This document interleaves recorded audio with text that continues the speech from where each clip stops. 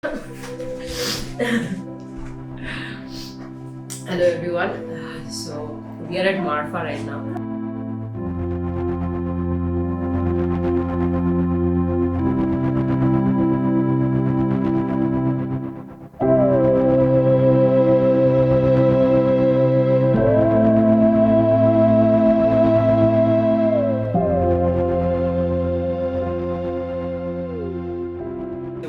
नहीं तो बंदे ही बंदे नाम दिया है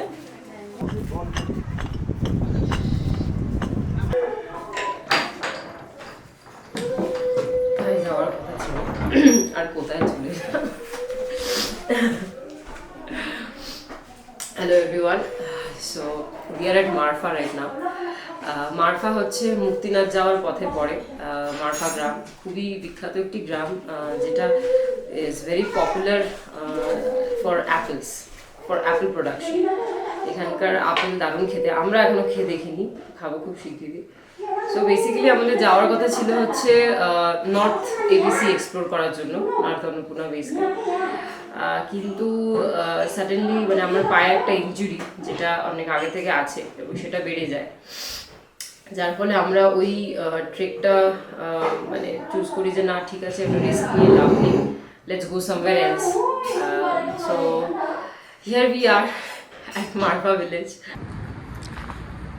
মারফা ভ্যালিতে আমরা ঢুকে পড়েছি গ্রামটা শুরু হচ্ছে এবার মানে যেটা স্পেশালিটি হচ্ছে যে একদম ওল্ড নেপালকে আপনারা এক্সপ্লোর করতে পারবেন অর্থাৎ আগে যে এই পাহাড়ের কোলে পাথর দিয়ে যে বাড়িঘরগুলো বানানো হতো পাথরের উপর পাথর চাপিয়ে সেটা এখানে আপেল খুব ফেমাস এবং দেখা যাচ্ছে এখানে প্রচুর আপেল গাছ আর কয়েকটা একটুখানি পেরে খাবো নাকি আমরা এখন মারফার আপেল বাগানের মধ্যে দিকে হাঁটছি মারফাকে নেপালের অ্যাপেল কিংডম বলা হয় কারণ এখানে হাজার হাজার গাছ আছে আপেলের এবং সেগুলো একদম এক হাত দূরত্বের তো এই মুহূর্তে দেখা যাচ্ছে চারিদিকে প্রচুর পরিমাণে আপেল গাছ এবং অসাধারণ আজকের দিনটা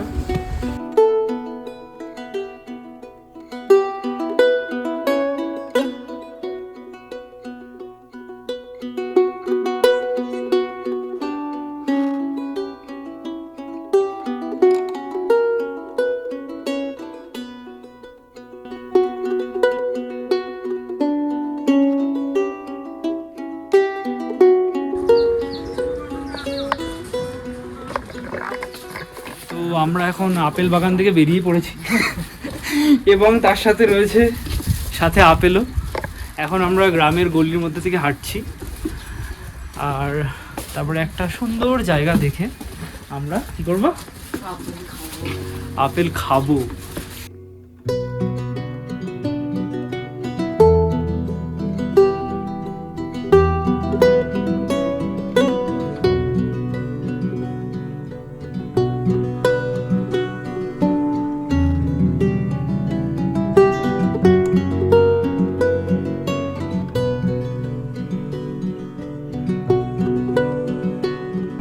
গ্রামটাকে দেখা যাবে এমন একটা উঁচুতে বসে 700 গ্রাম আপেল নিয়ে বসেছি ঠিক আছে এবং বেশ জমিয়ে খাচ্ছি আপেলটা ঠিক আছে এটা আমাদের দুপুরের লাঞ্চ বিকেলবেলা আবার অন্য কিছু খাওয়া যাবে দারুণ লাগছে তো হাঁটতে হাঁটতে আমরা একটা খুব ইন্টারেস্টিং জায়গায় চলে এসেছি এটার ব্যাপারে বলো একটু সো বেসিক্যালি 1899 সালে একাই কাওয়াগুচি বলে একজন জাপানিজ জেন মাঙ্ক এখানে এসেছিলেন উনি বেসিক্যালি লাসা যাত্রা করছিলেন তার মাঝে এখানে উনি মারফার যে গ্রাম প্রধান তার সাথে একসাথে এখানে ছিলেন 3 মাস থেকে তারপর এখান থেকে উনি ওনার যে লাসা যাওয়ার যে জার্নি সেটা কন্টিনিউ করেন তো মারফার জন্য এটা একটা খুব স্পেশাল জায়গা ওরা এই বাড়িটাকে ওরা কনজার্ভ করেছে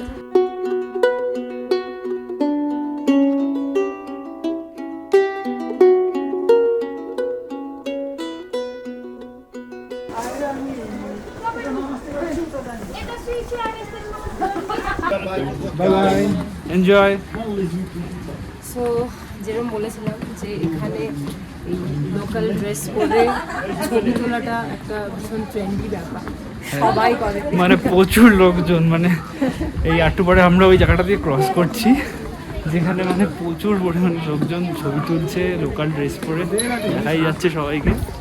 তো আমরা তো না, আমরা তুলছি না। এবং এখানে একটা ইয়াকও আছে, তো ফেক ইয়াক।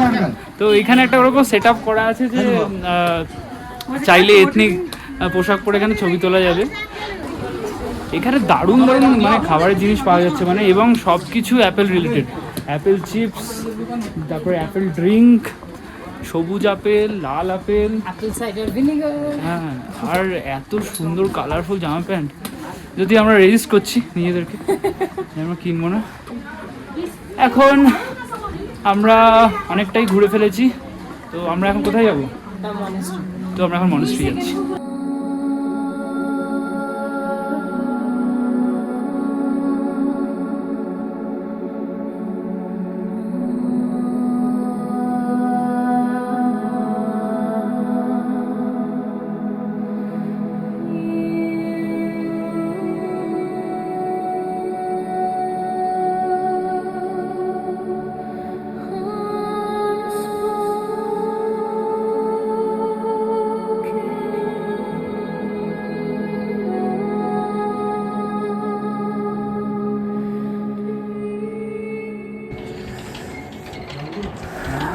আমরা মারফার সব থেকে বড় যে মনেস্ট্রি, সামতেন চোলেন মনেস্ট্রি, সেখান থেকে সেই মনেস্ট্রিতে ঢুকে একটা সাইডে এসে গেছি এবং এই সাইডের ভিউটা অসাধারণ। এখান থেকে পুরো গ্রামটা একদম দেখা যাচ্ছে ল্যান্ডস্কেপে।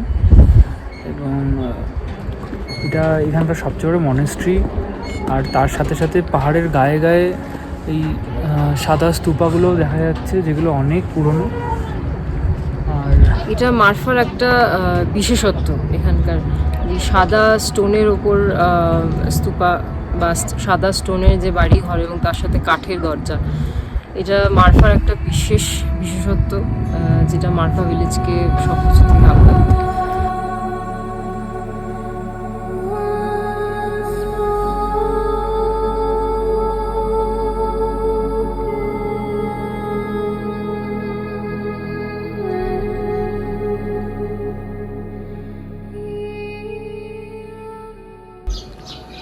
বৃষ্টি এখনো কন্টিনিউ হচ্ছে। তা এই জায়গাটা আপনারা দেখতে পাচ্ছেন, এটা হচ্ছে ধওলাগিরি বেস ক্যাম্প যাওয়ার রাস্তা, বা আপনি ধওলাগিরি সার্কিট ট্রেক বা অন্নপূর্ণা সার্কিট ট্রেক করে এসে এখান দিয়ে এসে মারফাতে জয়েন করতে পারেন। What is interesting is this beautiful art gallery, যেটা আমরা এক্সপ্লোর করছি। এটার আমরা ভেতরে ঢুকবো। অসাধারণ অসামান্য কিছু পেন্টিং আপনারা দেখতে পাবেন, এবং আমাদের সাথে এখানকার আর্টিস্টও রয়েছে। Hello mister Dhaj Gurung. so he's Taj Gurung. He's the artist of this whole artworks, and he shared his immense knowledge about art and how we understand nature, how we love nature, and from where he gets his inspiration. And this is it. You have to come here and Yes. see by all And by to yourself. explore all his Thank you. beautiful creations. Thank you for enjoying. See you. Yes. Thank you so much. Okay, brother. Take care.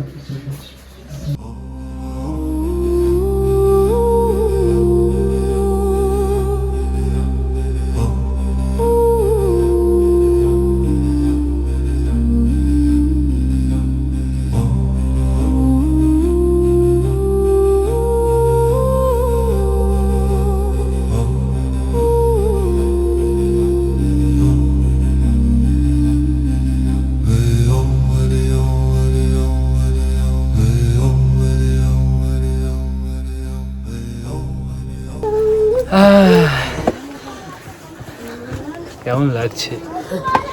ফাটাফাটি বৃষ্টি থেমে গেছে, কিন্তু ঠান্ডা বাড়ছে। যে জায়গাটায় যাচ্ছি আমরা, সেই জায়গাটা আমার জন্য খুবই ইম্পর্ট্যান্ট এবং মেমোরেবল স্পেস। সো আরেকটুক্ষণ বাকি আছে, তাড়াতাড়ি পৌঁছাবো।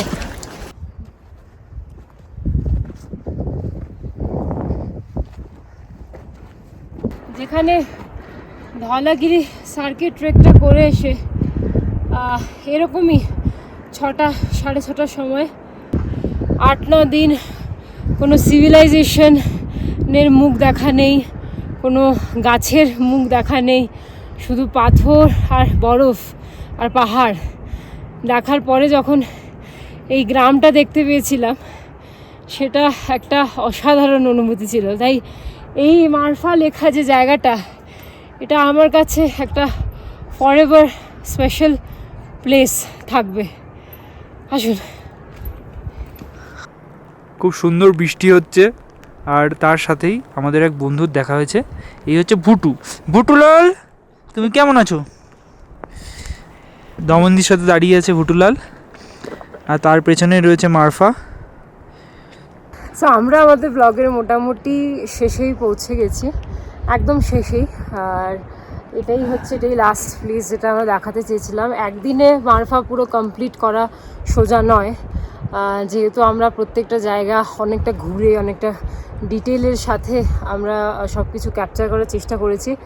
এটা শুধুমাত্র একটা যে কোনো ব্লগ নয়, আমরা চেষ্টা করেছি যে এই ভিলেজের যে এসেন্সটা সেটা তুলে ধরতে আমাদের ভিডিওর মাধ্যমে। আর যেহেতু অলমোস্ট শেষে এসে গেছি, তো কিছু ইনফরমেশান একটু শেয়ার করা আছে। সেটা হচ্ছে মারফা, এই নামটাকে যদি আমরা ভাঙি তাহলে মার কথার অর্থ হচ্ছে হার্ড ওয়ার্কিং বা হার্ড ওয়ার্ক, আর ফা কথার অর্থ হচ্ছে পিপল। অর্থাৎ এখানকার যে মানুষজন রয়েছে তারা পুরোপুরি হার্ড ওয়ার্কের উপর ডিপেন্ড করে রয়েছে। অর্থাৎ এখান থেকে মানে পোর্টার সার্ভিসেস, মিউল সার্ভিসেস ট্রেকের জন্য খুব প্রচণ্ডই এখান থেকে ডেলিভারি করা হয়। আর এই যে রাস্তাটা মারফা যাওয়ার যে হাইওয়েটা সাইড দিয়ে যেটা যাচ্ছে, এটা কিন্তু একসময় সিল্ক রুট ছিল। এটা একটা রুট ছিল যেখান থেকে টিবেটে প্রবেশ করা হতো, তিব্বতে। তো এখনও বলা হচ্ছে যে এই মারফা ভিলেজ বা আপার মুস্তাংয়ের দিকে যে জায়গাগুলো, সেগুলো বলা হচ্ছে যে এখনও কিছুটা রিয়েল টিবেট যার অংশ বেঁচে রয়েছে। অর্থাৎ তিব্বতীয় জীবনযাপন, তিব্বতীয় সংস্কৃতি, সেটা এখনও এই মারফা ভিলেজ, আপার মুস্তাং, এই সমস্ত জায়গাগুলো এখনও বেঁচে রয়েছে। যেটা ও বললো যে এটা সত্যি এমন একটা জায়গা যেখানে মানুষ খুব কষ্টসাধ্যভাবে জীবনযাপন করে, এবং জীবনযাপন করার জন্য প্রচণ্ড স্ট্রাগল করতে হয়, এবং পাহাড়ের সর্বত্রই তাই। এছাড়াও এখানে মাউন্টেন বাইসাইক্লিং রয়েছে, পাহাড়ে বাইক নিয়ে আসে প্রচুর লোকজন। মানে এটা এমন একটা হাব যেখানে বিভিন্ন ধরনের লোকজন এক জায়গায় চলে আসে। ভীষণ হ্যাপেনিং একটা জায়গা, ভীষণ হ্যাপেনিং একটা অসাধারণ জায়গা। তো অবশ্যই আসুন, আর আমরা তো আইটেনারি শেয়ার করেই দেবো কোথায় থাকতে পারেন, কীরকম খাবার বাজেট অ্যান্ড এভরিথিং। সো পিছনে দিস ইজ দ্য ভিলেজ রাত্রির বেলায়। ওকে, alright. so now it's raining and we'll move down. Okay, see you.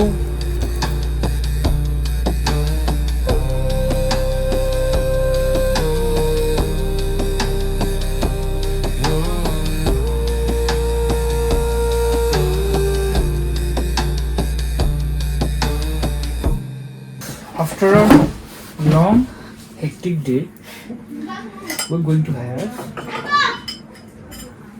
Marfa's coffee.